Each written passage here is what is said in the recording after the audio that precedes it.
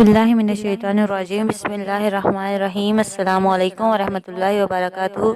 कैसे हैं आप सब? उम्मीद है आप सब खैर आफियत से होंगे। जहाँ जहाँ भी मेरी आवाज़ सुनी जा रही है, अल्लाह ताला आप सबको अपने हिफ्ज़ मान में रखे। हम आपको अपने चैनल पर खुश आमदीद कहते हैं।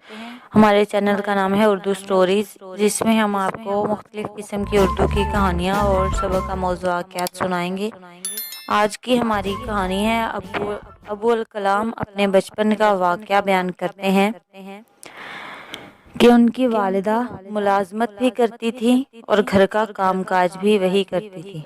एक रात खाने के वक्त उन्होंने सालन और जली हुई रोटी मेरे वालिद के आगे रखी। मैं वालिद के रद्द अमल का इंतज़ार करता रहा कि शायद वो गुस्से का इजहार करें, मगर उन्होंने इंतहाई सुकून से खाना खाया और फिर मुझसे दरियाफ्त किया कि आज स्कूल में मेरा दिन कैसा गुजरा। मुझे याद नहीं कि मैंने क्या जवाब दिया, लेकिन इसी असना में मेरी वालिदा ने रोटी जल जाने की माजरत की।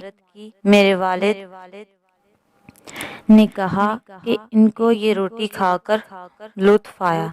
इसी रात मैं अपने वालिद को शब खैर कहने उनके कमरे में गया तो उनसे सवाल किया, क्या वाकई उन्हें जली हुई रोटी खाने का लुत्फ आया?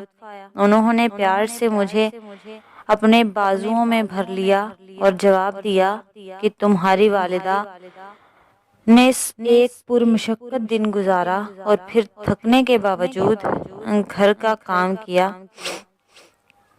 और जरा भी आराम नहीं किया।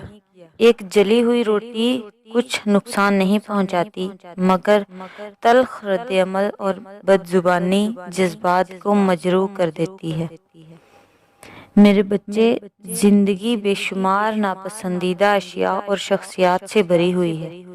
मैं भी कोई बेहतरीन या मुकम्मल इंसान तो नहीं हूँ और ये सोचता हूँ कि हमारे इर्द गिर्द के लोग और अजीज़ो अकारब भी गलती कर सकते हैं।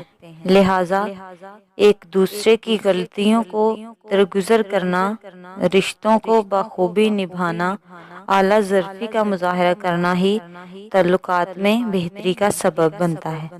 जिंदगी मुख्तसर है, इसमें माजरत और पछतावों की कोई गुंजाइश नहीं। ये थी आज की हमारी कहानी। उम्मीद है आपको हमारी कहानियाँ पसंद आ रही होंगी। अगर आप हमारे चैनल पर न्यू हैं तो हमारे चैनल को सब्सक्राइब करें, साथ ही बेल आइकन के बटन को ज़रूर दबाएं ताकि हमारी आइंदा आने वाली वीडियो आप तक बर वक्त पहुँच सके। नेक्स्ट वीडियो तक के लिए इजाज़त दें। अपना ख्याल रखें और अपने साथ जुड़े लोगों का भी ख्याल रखें। अल्लाह हाफिज़।